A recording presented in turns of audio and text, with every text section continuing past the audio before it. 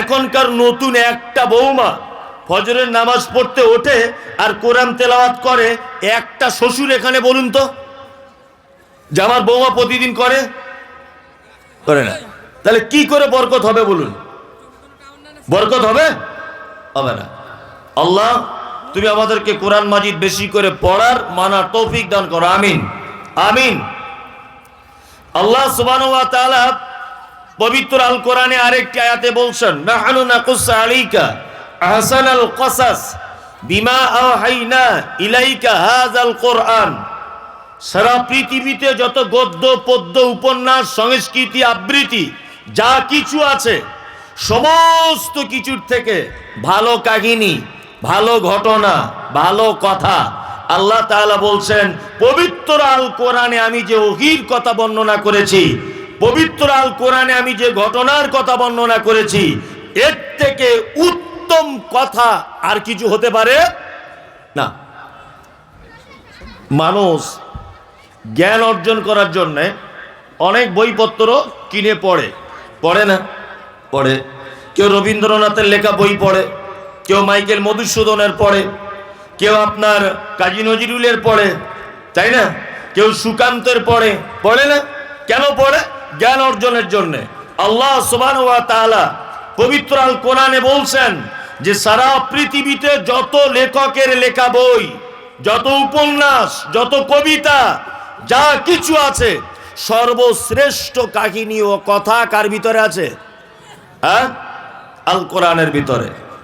একটা মানুষ যদি শুধুমাত্র কোরআনের জ্ঞানী অর্জন যদি করে, তাহলে তার আর জ্ঞানী হওয়ার জন্য পৃথিবীর অন্য কোনো বইয়ের প্রয়োজন নেই, এটা আমি মনে করি। শুধু এইটারই যদি সে জ্ঞান লাভ করে, তাকে আর কোনো এক্সট্রা বই পড়ে তাকে যে জ্ঞানী হতে হবে এরকম কোনো অপশন নেই। কি বললাম বুঝলেন? কিন্তু আমরা সে মূল্যবান জিনিসটা কি ত্যাগ করে দিয়েছি। কি বললাম বুঝলেন? মূল্যবান জিনিসটা ত্যাগ করে দিয়েছি। আল্লাহ সুবহানাহু ওয়া তাআলা কোরআন অবতীর্ণ করেছেন কাদের জন্য? মানুষের জন্য। হুদাল্লিন নাস, মানুষের শুধু জন্য নয়, মানুষ এর দ্বারাতে সঠিক রাস্তা খুঁজে পাবে, এই কারণে কোরআন মাজিদ অবতীর্ণ করা হয়েছে।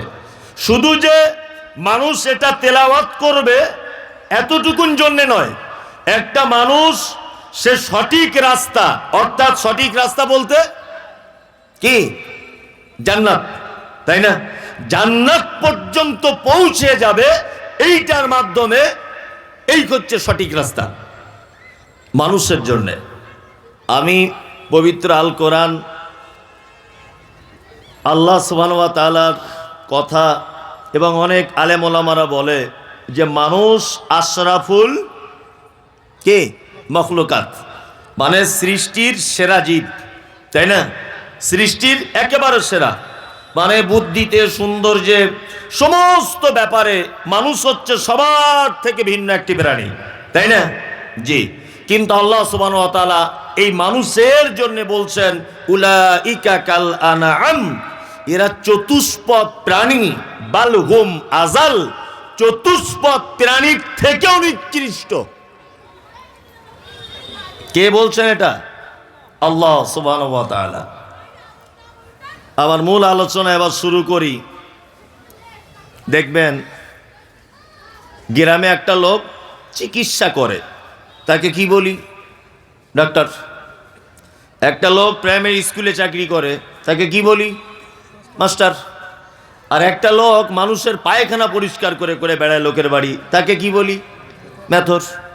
আর একটা লোক রাতে সবাই লাইট যখন অফ করে দেয় ও চুরি করে, ওর নাম চোর। আচ্ছা বলুন, মেথর চোর, স্কুলের মাস্টার, তাই না? আর একটা বললাম ডাক্তার। আচ্ছা বলুন তো এদের চারজনার কোয়ালিটি, চারজনার সম্মান, চারজনার মান এক না আলাদা? আলাদা? আলাদা। আচ্ছা বলুন, এবার বলছি, এরা চারজন মানুষ না কেউ জিন আছে, কেউ ভূত আছে? যেটা ভূত ভূত বলে তো কিছু নেই, মানে চলতি শব্দ ব্যবহার করছি। কেউ জিন, কেউ ভূত, কেউ পেতনি, এরকম কোনো ব্যাপার না। চারজনের মানুষ, চারজনের মানুষ। চারজনায় মানুষ, কিন্তু এক একজনের কর্ম এক এক রকমের, এই কারণে উপাধি চেঞ্জ হয়েছে, তাই না? চোর, এই উপাধি ভালো না খারাপ?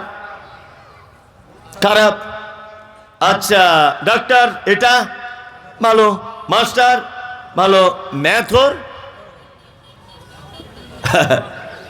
না, ওটা আমি বলবো না, ওটা আপনারা বলুন, ভালো করে বোঝার চেষ্টা করবেন। তার মানে মানুষ একই, সবাই আমরা, বিভিন্ন কাজের কারণে আমাদের উপাধিগুলো চেঞ্জ হয়। পবিত্র আল কোরআন আল্লাহ মানুষের জন্যই তৈরি করেছে, অবতীর্ণ করেছে, তাই না?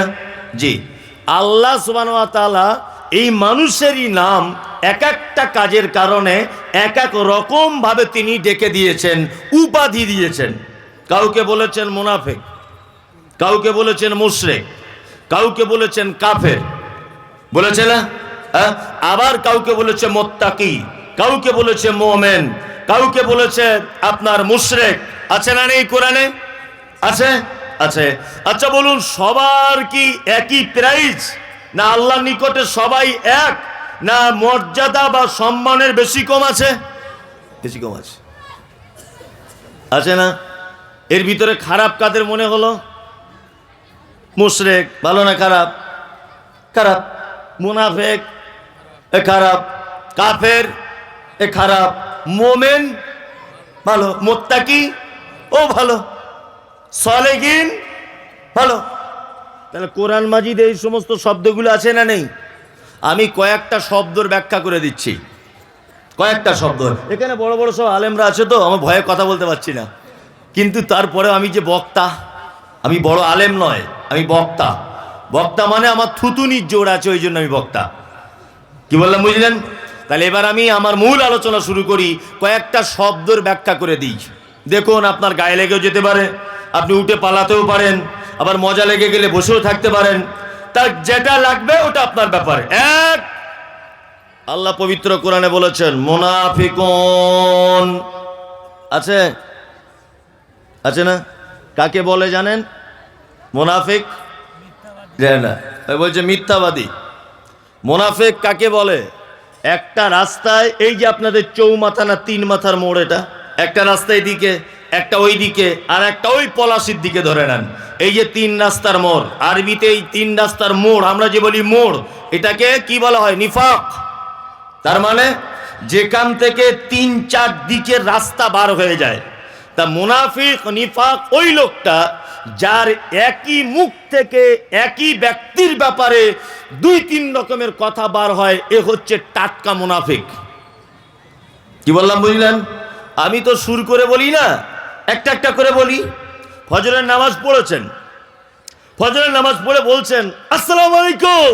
ওয়ালাইকুম আসসালাম। বলছে সত্যি আজকে 15 বছর নামাজ পড়ছি, আপনার মতো ইমাম সাহেব দেখিনি। সাংঘাতিক ভালো লোক আপনি, আর আপনার কোরআনের তেলাওয়াত মাশাআল্লাহ অন্তর ভরে যায়। খুব প্রশংসা করছে ওই লোকটা ইমাম সাহেবের।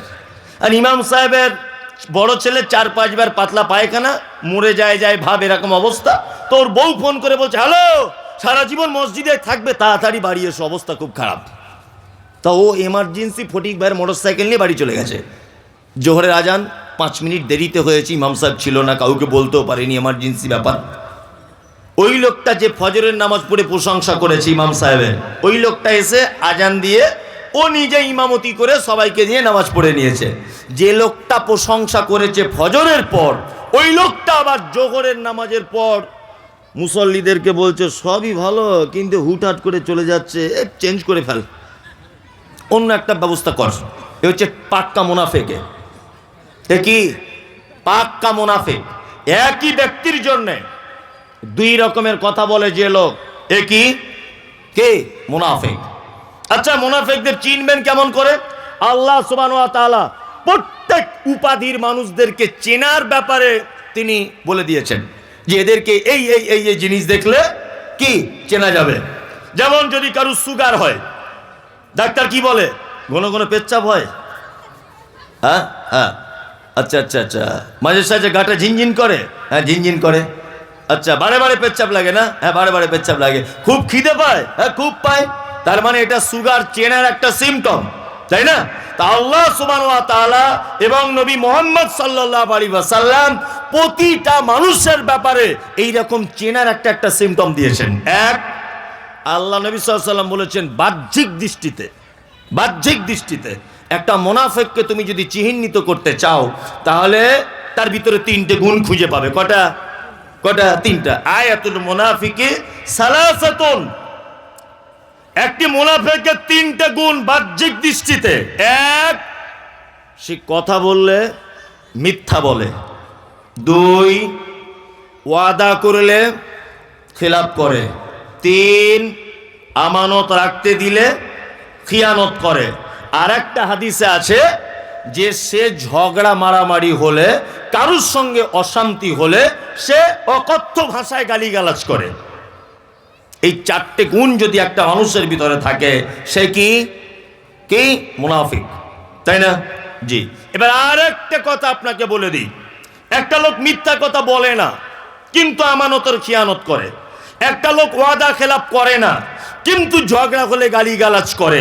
আচ্ছা বলুন, মুনাফিকের চারটি গুণ এর ভিতরে নেই, একটা গুণ আছে, তাহলে এ কি মুনাফিক না মুনাফিক নয়?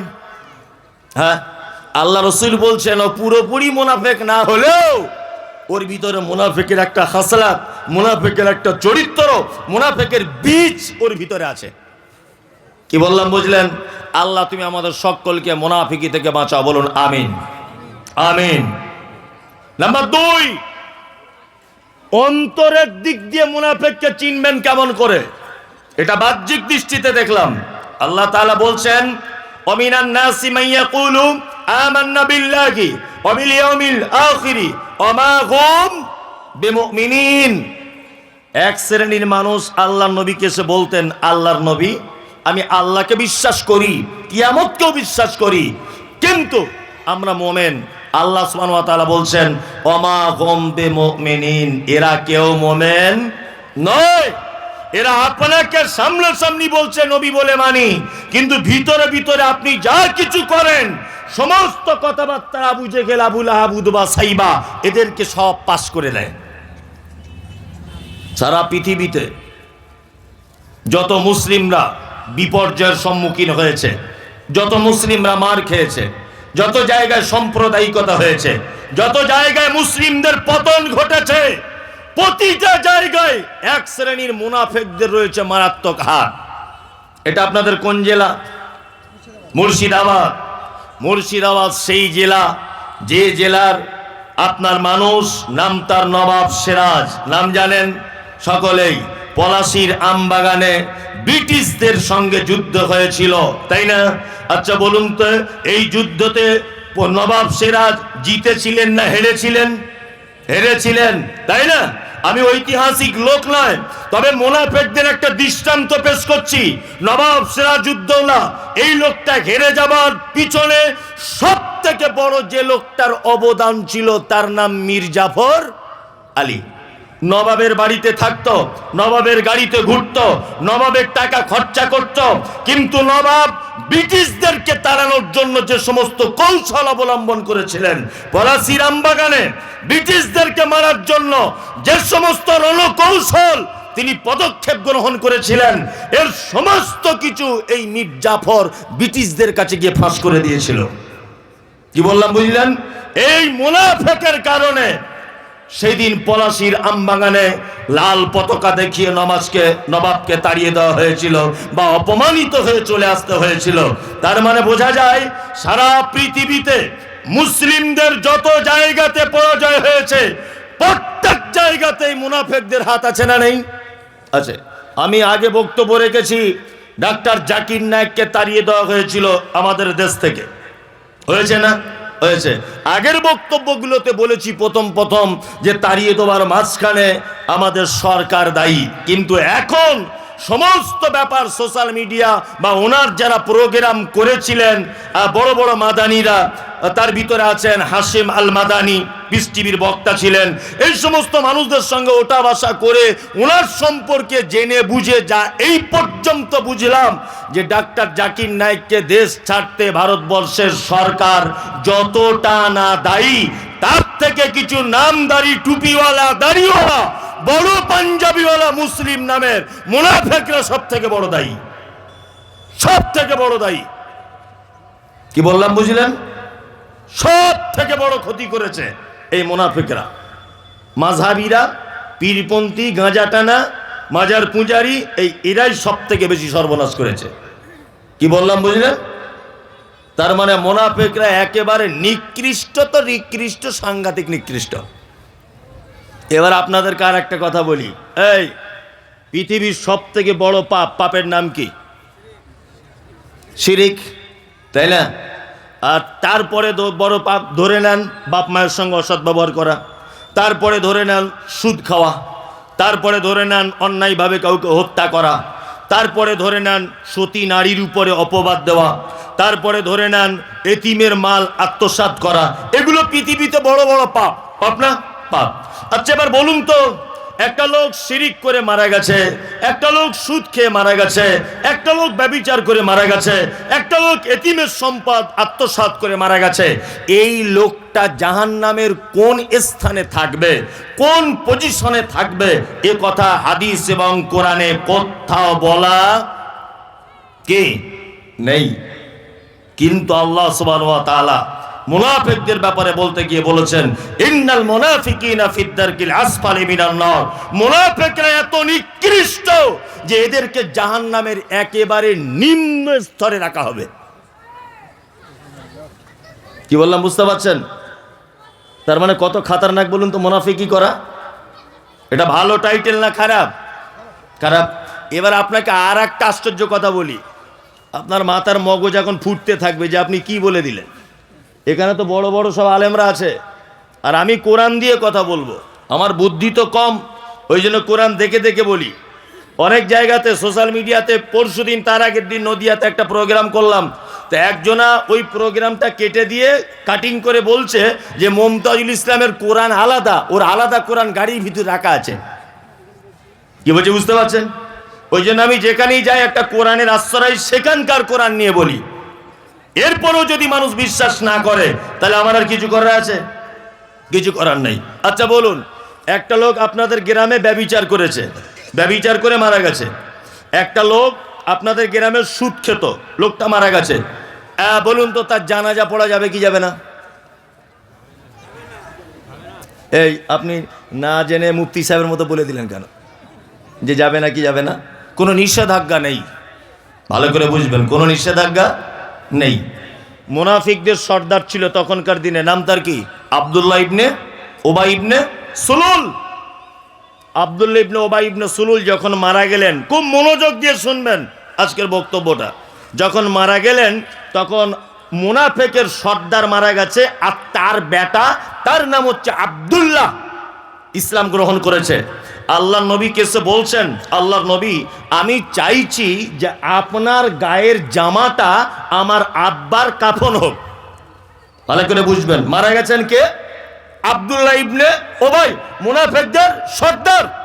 মুনাফিকদের সর্দার মারা গেছে, আর তার বেটা আল্লাহ নবীকে বলছেন যে আপনার গায়ের জামাটা আমার আব্বার কাফন হোক, এটা আমি চাই। আল্লাহ নবী সাল্লাল্লাহু আলাইহি ওয়াসাল্লাম জামা খুলে দিলেন, যাও এলাও নিয়ে চলে যাও, তোমার জামাটা নিয়ে চলে যাও। জামাটা কাফন করা হলো। তার আরেকটু পরে এসে আব্দুল্লাহ আবার আল্লাহ নবীকে বলছেন, আল্লাহ নবী, আমি চাইছি আমার আব্বার জানাজাটা আপনি পড়ান, আমার আব্বা জানাজাটা আপনি পড়ান। আল্লাহ রাসূল এবার উঠছেন এরকম ভাবে, উঠে দাঁড়িয়ে গেলেন। যখন উঠে দাঁড়িয়েছেন, হযরত ওমর পিছনের জামা ধরে টেনে রেখেছে। হযরত ওমর আল্লাহ নবীর পিছনের জামা ধরে টানচার বলছেন, আল্লাহ রাসূল,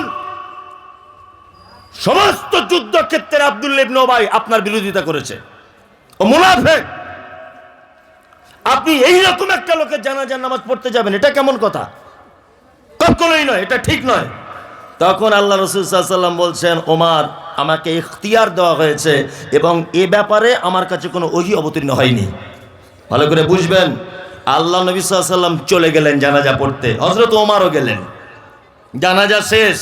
জানাজা শেষের পরে জানাজার মাঠে দাঁড়িয়ে হযরত ওমর লজ্জিত যে আমি বিশ্ব নবীকে বললাম আপনি জানাজা পড়তে যাবেন না, অথচ এই ব্যাপারে আল্লাহ কুরআন মাজিদে কোনো এখন আয়াত অবতীর্ণ করেনি।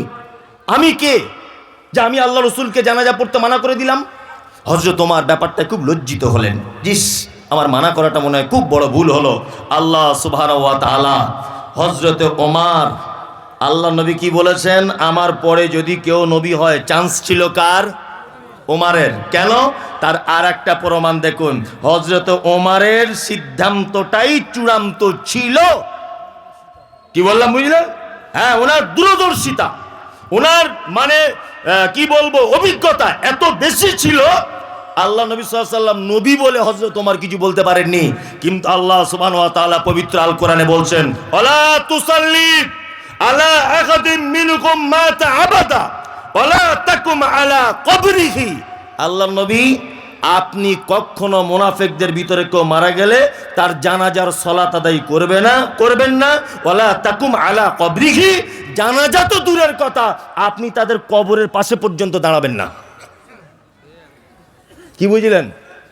হ্যাঁ, আল্লাহ সুবহানাহু ওয়া তাআলা তারপরে আবার বলছেন, ইন্নাকুম কাফারু, নিশ্চয়ই তারা অস্বীকার করেছে বিল্লাহি ওয়া রাসূলিহি, আল্লাহ এবং তার রাসূলকে, ওয়া মাতু ওয়া হুম ফাসিকুন, এবং তারা মৃত্যুবরণ করেছে ফাসিক অবস্থাতে।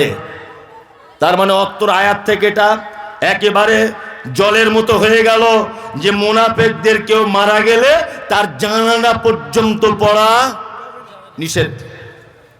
বুঝতে পারছেন কত খাতারনাক?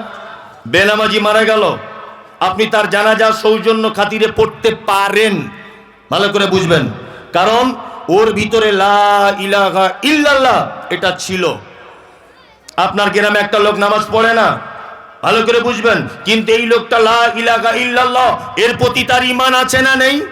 আছে। আমি বেনামাজিদের পক্ষে নয়, কিন্তু আমি বলছি এখানে আলেম ওলামাদের একটা মতামত হচ্ছে এই যে বেনামাজি তার জানাজা কেউ পড়লে পড়তে পারে, তবে অন্য বেনামাজিকে শিক্ষা দেওয়ার জন্য না পড়াই ভালো। ভালো করে বুঝবেন, মাতাল তার জানাজা পড়া যাবে, সুদখোর তার জানাজা পড়বেন, পিতামাতার সঙ্গে অসৎ ব্যবহারকারী তার জানাজা পড়া যাবে। পৃথিবীতে যত পাপী আছে প্রত্যেক পাপীর জানাজা পড়তে অসুবিধা নেই, কিন্তু আল্লাহ তাআলা বলছেন, ওয়ালা তুসাল্লি আলা আহাদিন মিনহুম মাতা আবাদা ওয়ালা তাকুম আলা কবরিহি। নবী, আপনি যাই করেন অন্তত মুনাফিকদের কেউ মারা গেলে জানাজা পড়বেন না। আর জানাজা তো দূরের কথা, ওয়ালা তাকুম আলা কবরিহি, আপনি তাদের কবরের পাশে পর্যন্ত দাঁড়াবেন না। বুঝতে পারছেন তার মানে কেমন চিজ মুনাফিকরা? হ্যাঁ, এইবার আপনাকে আর একটা কথা বলে দিই, এসব আয়াত, ওই জন্য বলছি ভাই, সমাজ কি করে পরিবর্তন হবে? একটা জলসায় অনেক দোকান বসে, তাই না? একটা বইয়ের দোকানদার ঠকঠক করে চাদর মুড়ি দিয়ে এরম করে কাঁপছে। জিজ্ঞেস করছি, চাচা ক টাকা বিক্রি হলো? বলছে 350 টাকা হয়েছে। যে জাতির ধর্মীয় অনুষ্ঠান অর্থাৎ জলসাতে বইয়ের দোকানদারের বই বিক্রি হয়, ইসলামিক বই 250 থেকে 300 টাকা, আর জিলাপির দোকানদার বিক্রি করেছে 7.5 কুইন্টাল জিলাপি, এই জাতির কিয়ামত পর্যন্ত আর মানে সফলতা আসবে? বলুন, আসবে না। যে জাতি বইয়ের দোকান থেকে 1 টাকার একটা বই কিনতে পারে না, যে জাতির একটা জলসা থেকে 40-50 কুইন্টালের জিলাপি বাদাম সেল, এ জাতি কোশ্চিন কালো সফলতার চরম শিখরে পৌঁছাতে পারে না। অন্তত পক্ষে জলসায় গিয়ে একটা বাংলা কোরআন মাজিদ কিনুন। কি বললাম বুঝলেন? বাংলা কোরআন মাজিদ একটা কিনুন, সব ইতিহাস আপনি দেখতে পেয়ে যাবেন। অনেকজন বলে মমতাজুল ইসলাম মানি ভাইরাস লোক। ভাইরাস কেন? বলছে ওরে বাবা, ওর কাছে গেলেই শুধু পীর ফকিরের বিরুদ্ধে বলে। ভালো করে বুঝবেন, ওর কাছে গেলেই ওকে আনিস না। কালকে নদিয়া বিরোহীতে সোশ্যাল মিডিয়াতে দেখবেন দেওয়া আছে, বিরোহী বলে একটা জায়গায় নদিয়াতে প্রোগ্রাম করলাম, একজনার বাড়ির ছাদের উপরে, জলসা নয়, দাওয়াতি প্রোগ্রাম। তা ওখানে গেলাম, একটা লোক সহি আকীদা অর্থাৎ আহলে হাদিস, একটা লোক মাত্র। তা উনি আমাকে নিয়ে গেছেন যে আপনি আমার বাড়ির ছাদের উপরে প্রোগ্রাম। আল্লাহর কসম করে আপনাকে বলছি, 10 থেকে 15 জন পুলিশ সারা রাস্তাতে দিয়ে তবে উনি প্রোগ্রামটা করছেন। মাইকে প্রোগ্রাম হলো, 50 থেকে 60 জন বাড়ির ছাদের উপরে। ভালো করে বুঝবেন, ছাদের উপরে প্রোগ্রাম যখন শেষ করলাম তখন বলছে যে সত্যি এতদিন আমরা অন্ধের ভিতরে বিশ্বাস করতাম, অন্ধের মতো, আর অন্ধকারই ছিলাম। আজকে আপনি এসে সব চোখ খুলে দিয়ে চলে গেলেন। তা বলুন এবার কিভাবে চলতে হবে বলুন। আমি বললাম দুটো মাত্র অপশন, এক পবিত্র আল কোরআন, দুই সহিহ হাদিস। এই দুটোর মাধ্যমে আপনি জীবনযাপন করুন, আর কোনো মত পথের আপনার দরকার নেই, এতেই আপনার জান্নাত চলে আসবে ইনশাআল্লাহ। ওই জন্য বিনীত অনুরোধ, আপনি কোরআনটা অধ্যয়ন করার চেষ্টা করুন। চলুন, আল্লাহ তাআলা পবিত্র আল কোরআন সূরা তাওবা আয়াত নাম্বার ৭৯, আর আগে যে আয়াতটা বলেছি আয়াত নাম্বার ৮৩, একই সূরার আল্লাহ সুবহানাহু ওয়া তাআলা বলছেন ইস্তাগফির, আপনি ক্ষমা প্রার্থনা করুন। নবীকে বলছেন আপনি ক্ষমা প্রার্থনা করুন। কাদের জন্য? মুনাফিকদের জন্য। আওলা তাস্তাগফির, যদি ক্ষমা প্রার্থনা নাই বা করেন, আপনি ক্ষমা প্রার্থনা করেন আর নাই বা করেন, আল্লাহ সুবহানাহু ওয়া তাআলা বলছেন কি ইন তাস্তাগফির, আর যদি আপনি মুনাফিকদের জন্য একান্ত ক্ষমা প্রার্থনা করেন, সাবঈনা মাররাতান, একদিনে ৭০ বার। কতবার? ৭০ বার। আল্লাহর ভাষা শুনুন, আল্লাহ তাআলা বলছেন ইস্তাগফির, আপনি ক্ষমা প্রার্থনা করুন। আওলা তাস্তাগফির, আর যদি ক্ষমা প্রার্থনা নাই বা করুন। ইন তাস্তাগফির, যদি আপনি ক্ষমা প্রার্থনা করেন। সাবঈনা মাররাতান, মুনাফিকদের জন্য একদিনে ৭০ বার। কোন মুনাফিক যদি মারা যায়, আল্লাহ নবীকে বলছেন আপনি যদি একদিনে ৭০ বার যদি ক্ষমা প্রার্থনা করেন তার জন্য, আল্লাহ এবার হুঙ্কার দিয়ে বলছেন ফালাইয়াকফিরাল্লাহু লাহুম, আমি আল্লাহ, আপনি নবীও যদি হাত তোলেন মুনাফিকদের জন্য, আপনার হাত ফেরত দেওয়া হবে, আপনার দোয়াও কবুল করব না, আর মুনাফিককে ক্ষমাও করব না। বুঝতে পারছেন এরা কত খাতারনাক? আল্লাহ বলছেন ফালাইয়াকফিরাল্লাহু লাহুম, কষ্টিন কালো মুনাফিকদের ক্ষমা করব না। আল্লাহ তাআলা তারপরে আবার কি বলছেন দেখুন, আল্লাহ তাআলা বলছেন যালিকা বিআন্নাহুম কাফারু, নিশ্চয়ই তারা অস্বীকার করেছে আল্লাহ এবং তার রাসূলকে। আল্লাহু লা ইয়াহদিল কাওমাল ফাসিকিন, আল্লাহ তাআলা বলছে আমি কখনো কোনোদিন ফাসিকদেরকে সঠিক রাস্তা দেখাই না। মুনাফিকদের ব্যাপারটা একটু ক্লিয়ার হলো? এদের দলে থাকা যাবে? যাবে না তো? যাবে না। তাহলে এদের জানাজা পড়াও নিষেধ, এদের কবরের সামনে দাঁড়ানো নিষেধ, আর এদের জন্য দোয়া করাও নিষেধ। এটা আমি কোরআন থেকে বললাম।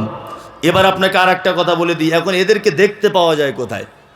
আগে বলেছি বাহ্যিক গুণ, তারপরে বলেছি অন্তরের দিক দিয়ে মুনাফিক কেমন, মুখে একরকম বলে কাজে একরকম করে।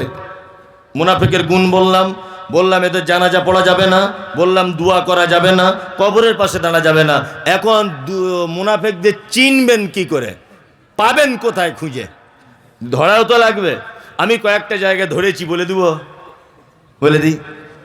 এই যে মেলায় যাবেন, মুনাফিক নেই, একটা মুনাফিক নেই।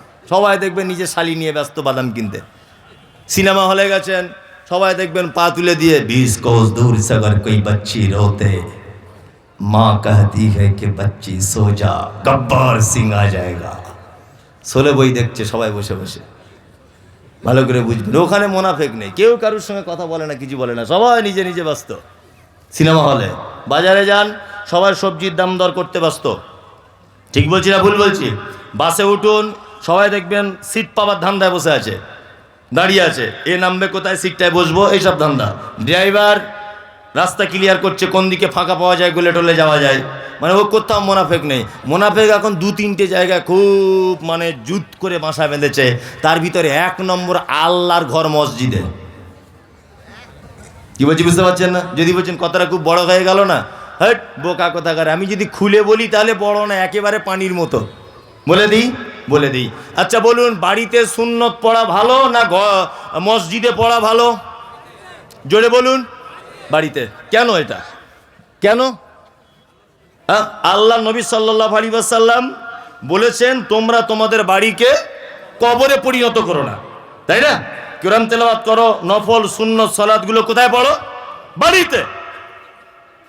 ফরজ আমরা প্রত্যেকজন মসজিদে যাই, ফরজ নামাজ পড়তে যাই না? ফরজ নামাজ পড়ে উচিত তাহলে কি, তাসবিহ করার পর আপনি আস্তে আস্তে বাড়ি চলে আসবেন, এসে বাড়িতে সুন্নতগুলো আদায় করবেন। এটাই তো পদ্ধতি। কিন্তু ও মসজিদে নামাজের পরে বসে আছে 1.5 ঘন্টা, আর বসে থেকে কি করছে, বুঝে শালা অমুক লোক মোটর সাইকেলটা কী করে কিনলো বলতো। তার একজন তখন বলছে মোটর সাইকেল কিনবে না, শুনোনি ঘটনা? বলছে না শুনিনি তো। বলছে কলকাতায় কাজে গিয়েছিল, 4 লাখ টাকা ঝেড়ে নিয়ে এসছে। তো ও যে ঝেড়ে নিয়ে এসছে তোমার বাপ দেখতে গিয়েছিল? এটা হয় কি হয় না মসজিদে বসে বসে? এই মুনাফিকি হয় না? হয়। কি করে একে তাড়ানো যায়, কি করে ওকে কাটিয়ে দেওয়া যায়, কি ওর বউ কি করে, ওর বেটা কি করে, এটা এখন আল্লাহর ঘর মসজিদে পর্যন্ত এই মুনাফিকদেরকে দেখতে পাওয়া যায়। কথা আমার একটু চড়াচড়ি হয়, কিন্তু কথা বাস্তব। বাস্তব নয়? নামাজ পড়ে তোমার 1.5 ঘন্টা বসে থাকতে হয় কেন মসজিদের ভিতরে? তুমি বাড়ি চলে আসতে পারো না? বাড়িতে এসে সুন্নত আদায় করতে পারো না কেন? ওখানে বসে তুমি মানে সেই গেজের বাজার করেই যেতে হবে কেন? একদম নয়। আপনি যতক্ষণ টাইম ওখানে কাটাবেন ততক্ষণ আপনি পরের গীবত সমালোচনা করেন না? করেন। ওই জন্য বলছি, এই মুনাফিকি গুণ যদি আপনার ভিতরে থাকে, আপনাকে দয়া করে বলছি আপনি এই দল থেকে ফেরত আসুন, তাছাড়া আপনার বাঁচার রাস্তা নেই। আল্লাহ তুমি আমাদের সকলকেই এই মুনাফিক নামক শব্দ থেকে এবং এই ব্যক্তির খাসলাত, এই ব্যক্তির গুণ থেকে তুমি আমাদের বাঁচার তৌফিক দান করো। আমিন আমিন।